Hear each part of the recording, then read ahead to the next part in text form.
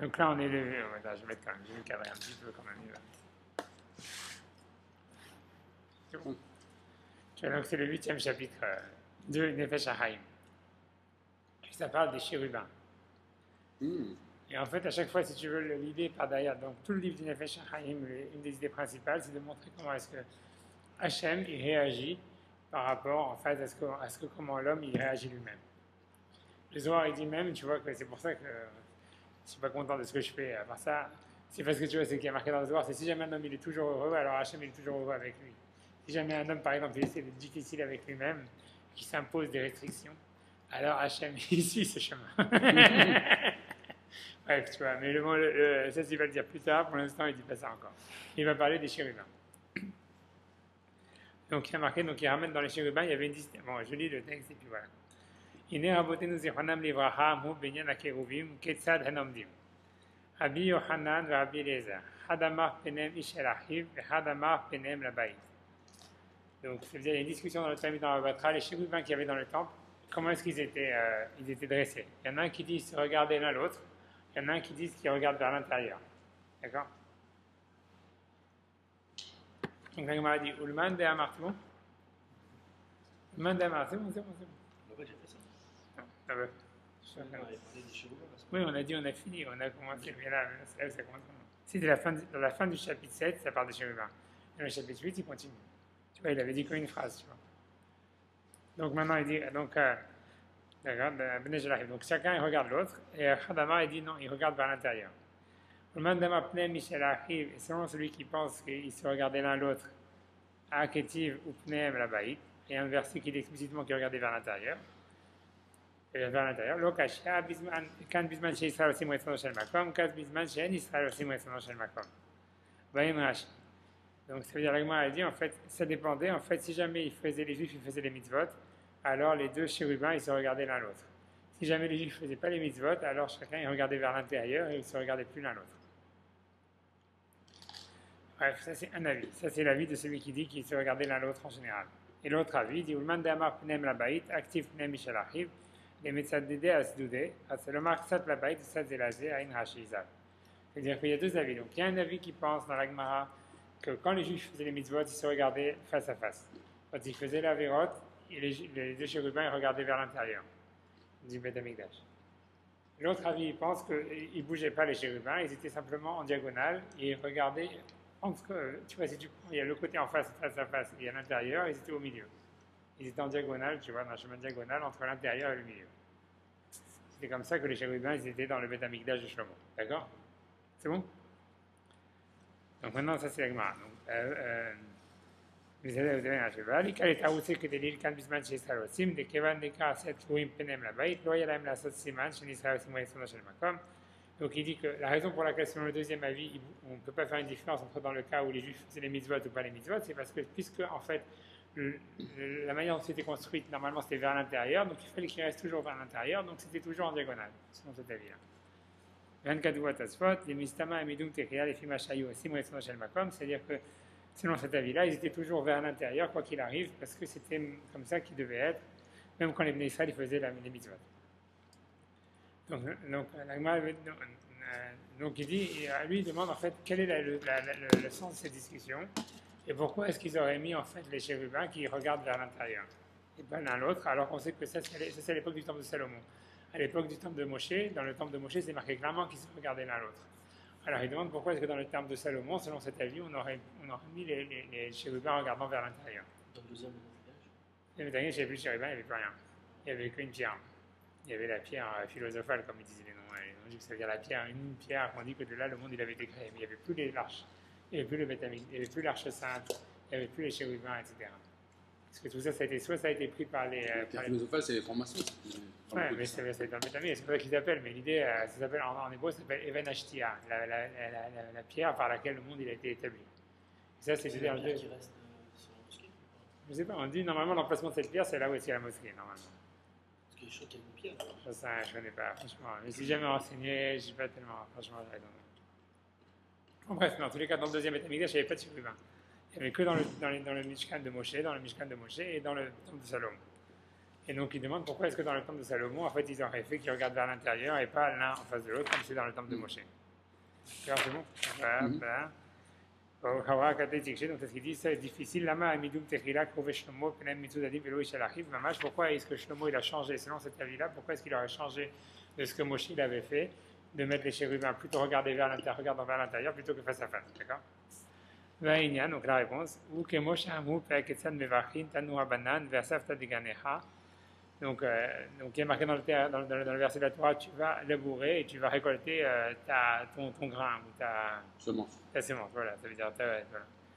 Alors il dit les fiches et Nehemar, comme il est marqué dans la Torah. Lo yamush sefer haTorah azim mipicha. Tu ne dois pas t'arrêter d'étudier la Torah. La Torah elle ne doit jamais s'éloigner de ta bouche. Yahol dvarim kirtavam. Ce qu'il faut prendre ce verset à la lettre, comme quoi il faut étudier tout le temps.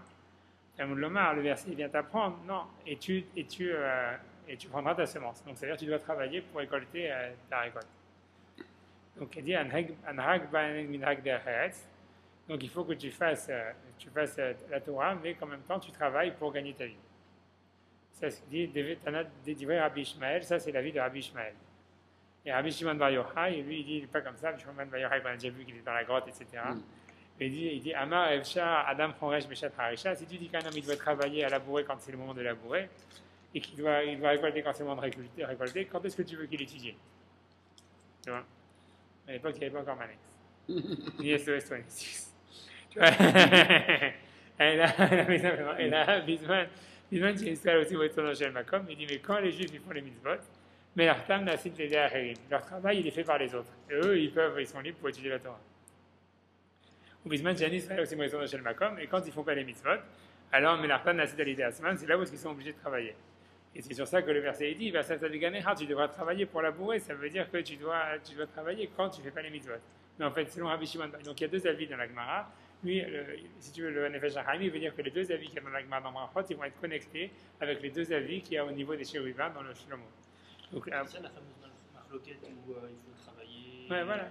C'est la marloquette, Rabbi Shimon Bar Yochai et Rabbi Ishmael. Voilà. Rabbi Shimon Bar Yochai, il dit il faut pas travailler. C'est-à-dire, non, le principal, c'est il faut étudier la Torah. Si tu étudies la Torah, Hachem, il va t'aider. Et voilà. Et c'est ça le chemin normal. Il faut avoir confiance, etc. Et Rabbi Ishmael lui dit non. Il dit, en fait, non, on voit bien qu'il y a un verset dans la Torah qui dit tu laboureras et tu en prendras la semence, donc ça veut dire que tu dois travailler. Donc il dit, en fait, il faut étudier que quand tu n'as pas besoin de travailler. Donc c'est une discussion. Alors, lui, il va poser une question en disant que maintenant, donc c'est une question technique ce qu'il va demander, moi j'explique un petit peu, c'est que le verset il dit et tu vas récolter tes grains et ta semence et tout ça. Ça c'est un verset dans le schéma. Quand tu regardes dans le schéma, il y a marqué, le début du verset c'est et ce sera si tu feras tes mitzvot, alors tu pourras récolter ta semence, etc. Donc ça montre bien que ce verset il parle d'un juif qui fait les mitzvot. Donc ça suit l'avis de Rabbi Ishmael qui dit que même si tu fais les mitzvot, tu dois travailler.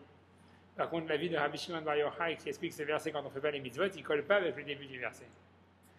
Donc c'est difficile à comprendre. C'est ça ce qu'il va poser comme question. Parce que le début du verset il dit clairement, c'est si tu fais les mitzvot que tu vas récolter ton grain. Je ne sais pas quoi, après ça il y a marqué Donc ça implique que tu dois travailler. Donc ça implique, et c'est difficile de comprendre comment est-ce que Rabbi Shimon Bar Yochai explique que ce verset il parle de celui qui ne fait pas les mitzvot, alors que c'est marqué clairement au début du verset, si tu fais les mitzvot, alors Hachem te donnera la bracha et tu vas récolter, etc. Donc ça c'est sa question. A priori c'est étonnant, des moquer les cras des versets de Ganéra, puisqu'il interprète le verset de tu vas engranger ton blé, que viennent aussi quand les gens ne font pas les mitzvot. Va les éliminer, or c'est écrit explicitement dans le verset en haut, et quand tu écouteras mes mitzvot, pour aimer Hachem de tout ton cœur, et sur ça il est marqué à la fin, et tu vas s'affaire des Ganéra et tu récolteras ton blé. Donc c'est une question sur Rabbi Shimon Bar Yochai.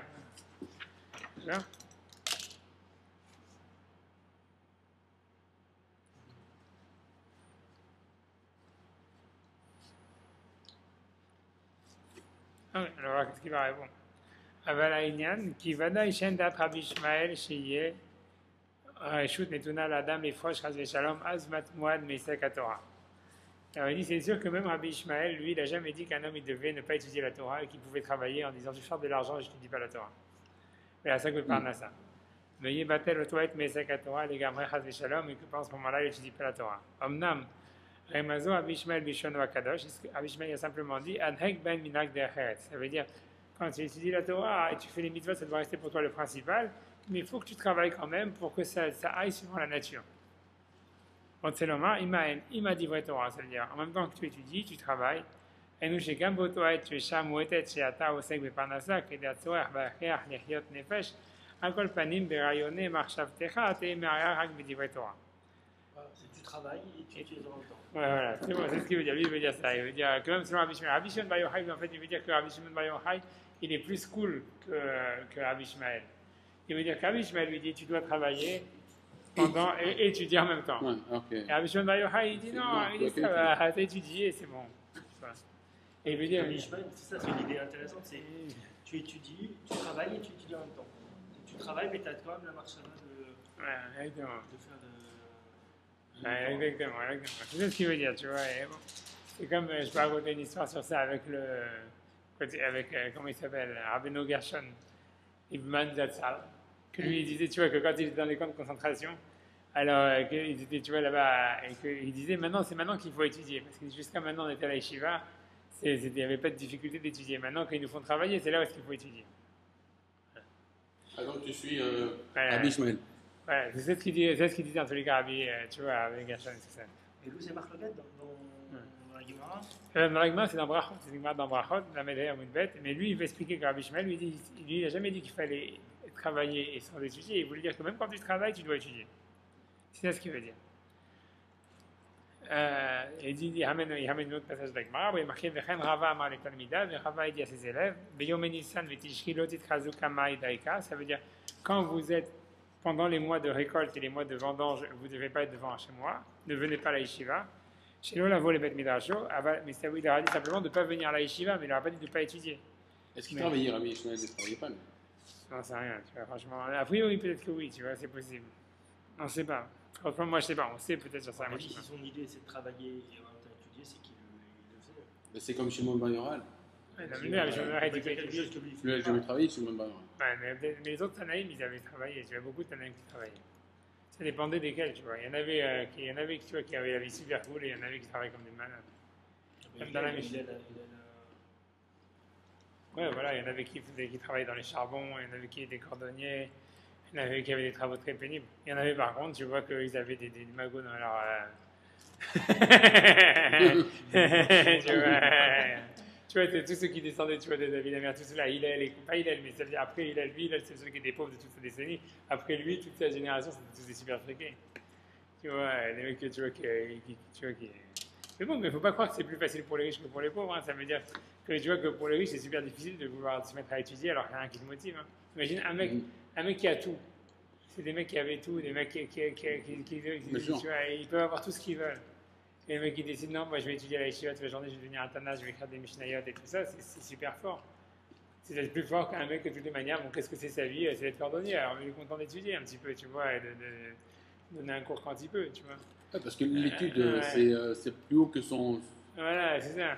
C'est la relève. Alors qu'un mec que ça relève, ouais. Alors qu'un mec qui a tout, l'étude, c'est. C'est pas aussi facile que ça. C'est pas si facile, c'est bon, mais là, tu peux regarder des exemples autour de toi. Non, mais tu vois, pour les mecs qui ont de l'argent, c'est difficile de travailler, hein, c'est difficile de faire quelque chose. C'est pas du tout facile. Il y en a très peu qui le font. Donc, il ne faut pas croire que c'est plus facile.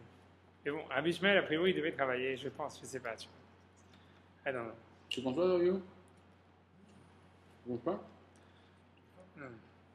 Bon, enfin bref. C'est vrai que le plus tu fais de l'argent, le plus tu travailles, le plus c'est facile d'étudier. Ouais, je crois pas. Non, plus tu fais de l'argent. C'est-à-dire, tu fais de l'argent, c'est facile d'étudier. Mais si jamais, en fait, tu as de l'argent, tu vois, comme il y a plein de Tanaïm, c'est des héritiers, c'est des mecs, tu vois, ils avaient des villes entières, ils avaient tout. Ah, mais quand tu travailles pour gagner ton argent, et que tu étudies, tu sais pas si. Je veux dire, ton argent, tu l'as aujourd'hui parce que tu as travaillé pour. Maintenant, si tu ne travailles plus pour, c'est plus fort parce que tu as une vraie immunité. Ouais. Qui te dit que demain, tu auras autant d'argent que tu as eu l'année d'avant. C'est-à-dire que s'ils sont à un niveau où ils ont plein d'argent, à mon avis, c'est pas de genre ils vont me dire oui, ok, c'est bon, j'ai de l'argent, maintenant je vais me reposer, je vais étudier la Torah. À mon avis, c'est qu'il y a il y a Tsahara, premièrement, et Ouais, en plus, il fallait Et, continuer à avancer. La se réalité, s'occuper c'est de que tu vois. leur domaine, Regarde s'occuper les de riches, voilà, leur maison, il laissait s'occuper de tomber, l'employé, ou il il laissait faut- tomber, ou il laissait passer. Voilà, exactement. Tu vois. Ouais, c'est pour ça. Donc, la preuve, c'est que tu vois rarement des riches qui aujourd'hui, tu vois, qui étudient la Torah. Donc on voit, On voit pas beaucoup, tu vois. On voit pas beaucoup. Bref, tu vois, alors, tu vois, bref, en tous les cas, la Gemara, elle dit à la fin, Shamamou, Arbe, Asuk et Rabbi Ishmael, beaucoup ont fait comme Rabbi Ishmael, Valtav et Adam, et ils ont réussi, ça veut dire à étudier en travaillant en même temps, et ils ont réussi à avoir de l'argent et à étudier la Torah. Et Arbe, Asuk et Rabbi Shimon Bar Yochai, beaucoup ils ont fait comme Rabbi Shimon Bar Yochai, c'est-à-dire de vouloir étudier uniquement, Velo Valtav et Adam, et ils n'ont rien réussi. Et celui-là lui dit toujours c'est quoi cette verse-là, il nous Habim Daf, il dit ça c'est pour la masse. Ça veut dire, la masse, c'est sûr que pour eux, c'est mieux de travailler et d'étudier. Mais j'ai les Khalamon qui m'a bilti Efchar, qui a Tmidou Kol Yemem avec Besek Torah. C'est très rare que pour la masse, il y en a qui doivent se consacrer à l'étude de la Torah. Chez le Olifnot C'est Hachin, ça, ouais. c'est ça. En fait, ça veut dire qu'à l'époque, les gens, les élites, ils devaient aller au collège. Et les gens qui. Il n'y avait pas le système de collège. Il n'y a pas le système de collège, tu vois, mais ça veut dire, c'était grosso modo, Plus ou moins. c'était plus N'importe qui allait compliqué. au collège et étudiait toute la journée. Non, à l'époque, c'était tu travaillais et quand tu avais du temps, tu étudiais la Torah. Il y avait ça. Et les ouais. élites, ils les mettaient au collège toute la journée. Je sais pas que c'était plus compliqué que ça. C'est parce que tu vois, c'est plus compliqué que ça. Parce que tu vois, les élites, ça dépend comment est-ce que tu veux dire c'est quoi les élites, tu vois. Les élites, c'est pas ça. Il n'y avait pas vraiment un collège non plus. Si tu veux, ça n'existait pas le collège à l'époque. Ça veut dire, ce qu'il y avait, c'était les mecs qui voulaient. Tu vois, il y avait des mecs, et c'est difficile à dire, mais historiquement, c'est vrai. Hein. C'est en fait les mecs, beaucoup de gens qui se consacraient à l'étude de la Torah, ils se mariaient pas, ils n'avaient pas d'enfants. Ben Azaï, tout cela, ça veut dire, c'est que, si tu veux, en tous les cas, ils se mariaient très tard, c'est ceux qui arrivent à se marier. C'est-à-dire à l'époque de la Mishnah, il y avait beaucoup de. Vous ne pouviez pas le faire chier avec des femmes et des enfants. Parce qu'ils n'avaient pas d'argent, t'as pas d'argent, tu veux étudier la Torah, qu'est-ce que tu fais? Il n'y a pas de collège. Si t'as pas d'argent, c'est pas obligé. C'est ta femme qui apporte la dot, non? Non, Mais les ça femmes, n'existait elles pas voulaient avant. pas Il y les avait pas, gens c'est pas ça, ça n'existait pas avant. Aujourd'hui, maintenant, tu peux ta femme, maintenant, grâce au féminisme. Le bon. Qu'il soit béni. Les femmes, elles voulaient pas les terminer. C'est pas qu'elle voulait pas, mais c'est qu'elle pouvait pas gagner. Ça veut dire, avant une femme, à l'époque de la Mishnah, une femme, elle n'avait pas de possibilité d'avoir un income conséquent. Ça Il y n'existait a pas. le beau-père. Ah, voilà, s'il y avait le beau-père, il y avait ça. Il y avait des beaux-pères qui voulaient avoir des gens qui avaient de l'argent, qui voulaient qu'ils soient amis des haramim, ça existait. Tu vois, comme Kolba Savoie, des trucs comme ça, des mecs qui avaient plein d'argent, pour eux, c'était. Ouais, il y avait des comme ça, c'est ce que je dis, il y avait parmi les Tanaïm, il y avait des comme ça, mais c'était pas un collège, ça veut dire, c'était simplement que dans leur famille, etc., c'était arrangé qu'on les sponsorisait. Et il y avait, par ça, si tu veux, il y avait un. Et là, on fait Nefesh HaHaim, on est dans Nefesh HaHaim. Et tu vois, c'était. Oh. Ça va bien te voir. D'accord. Attends, film? Ouais, je suis le Non, Nefesh non, HaHaim, je fais le Nefesh HaHaim, je suis C'est pas dans la. Ça va Ouais, bien? d'accord, bah, t'as j'ai lu. En direct. En direct, bon, en tout cas, j'étais devant le Nefesh HaHaim. Nickel. Continue. On continue, bon, d'accord. À côté. Ouais. Donc, on parle de ceux qui étudient la Torah, qui travaillent, et ceux qui travaillent, qui font que étudier la Torah. Et aussi, pourquoi, si tu veux, la question de base pour laquelle on est parti, ça veut dire, c'est, en fait, bon, je répète ça en deux mots, c'est parce que les chérubins, dans le temple de Salomon, ils n'étaient pas placés de la même manière que dans le temple de Moshe. Chez Moshe, en fait, ils étaient placés face à face, alors que dans le temple de Salomon, il y en a vu qui pensent qu'ils étaient en diagonale. C'est-à-dire qu'ils n'étaient pas vraiment face à face, ils regardaient vers l'intérieur. Bon, bref. Donc, la Gemara, elle dit, donc, d'accord. Donc, voilà. Bref. Maintenant, donc je continue maintenant la réponse qui veut dire, je saute pas, mais bon, moi, donc il me dit en fait, bon je dis en deux mots, il dit en fait ça veut dire des yichidim, ça veut dire des particuliers, eux ils peuvent avoir ce niveau-là d'étudier la Torah, mais pas la majorité, d'accord? Veine, tu vois, je vois, il est passé, tu vois, tu l'as? C'est plus bas que ça. Je suis dans ma auto. Non, je sais faire Rava, j'ai déjà fait, là, mon cher, rien. Veine pasuk vasata de ganecha. Et c'est pasuk que tu vas récolter ta semence. C'est-à-dire tu vas récolter ton grain. Umutsa birklal parashat vaya chez Kula Nemra Bishon Rabim. Alors il dit si tu regardes là-bas ce verset dans le schéma, tu vois qu'en réalité toute la mitzvah, toute la paracha qui dit si tu fais les mitzvot, alors vous allez recevoir la bracha. Ça a été dit en fait dans un langage public, Rabim, dans un langage au pluriel. Et au milieu il y a un pasuk qui dit au singulier. Il dit Vasafta de Ganecha. qui coupe, tu vois, c'est une anomalie de langage dans ce paragraphe du schéma, c'est que le début du schéma il est marqué au pluriel et au milieu il y a un passouk qui est marqué au singulier. Et alors c'est pour te dire, et c'est justement ce passouk-là qui dit tu vas récolter ce que tu semences. Et c'est pour ça qu'en fait Rabbi Shimon Bar Yochai il pense que ça parle de celui qui ne fait pas les mitzvot, parce que c'est un parle d'un type qui normalement il était au-dessus de la masse, et au lieu de rester au-dessus de la masse, il se met dans la masse et il fait comme tout le monde, et il va travailler. Et voilà, on dit que bien que pour la majorité des gens, en fait, c'est une mitzvah d'aller travailler, etc. Mais il dit que ici, que le verset, comme il a été mis au singulier, ça veut dire qu'on parle de quelqu'un qui aurait pu ne pas travailler et qui se met au niveau des autres en allant travailler. Alors c'est pour ça que Rabbi Shimon Bar Yochai dit que celui-là, c'est pour ça que ce verset il parle de quelqu'un qui ne fait pas les mitzvahs. D'accord.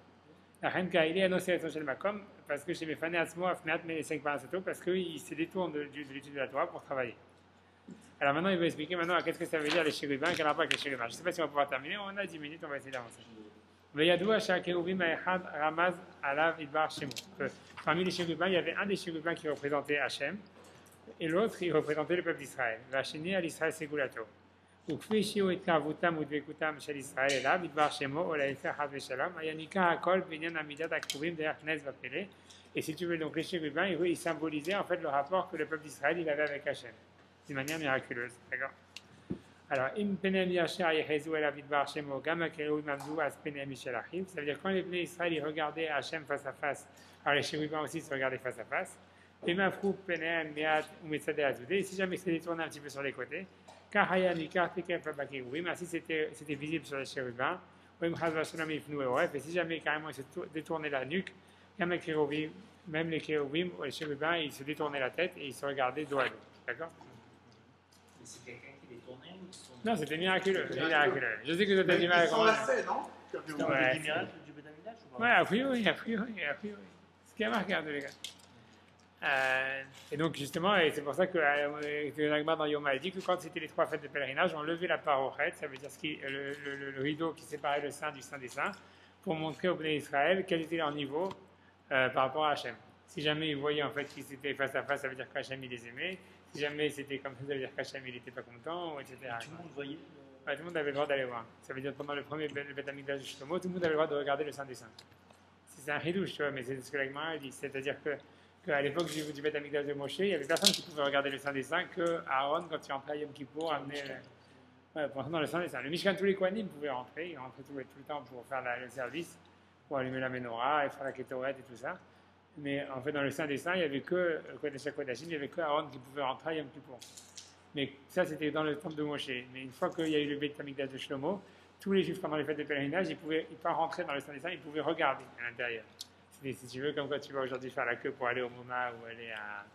Tu vois, comment ça s'appelle, à l'exposition à des Picasso qu'il y a maintenant, le truc qui tourne là. Je ne sais pas quoi, là-bas, les gens, ils allaient pendant les fêtes de pèlerinage. Tu vois, regarder les chérubins pour aller voir quel était le niveau exactement, où est-ce qu'ils en étaient, etc. Et, voilà, c'était comme les Japonais devant la Joconde à Paris, la même chose, tu vois. C'était, tu vois, tout le monde regarde avant ça, tu vois, c'est passé.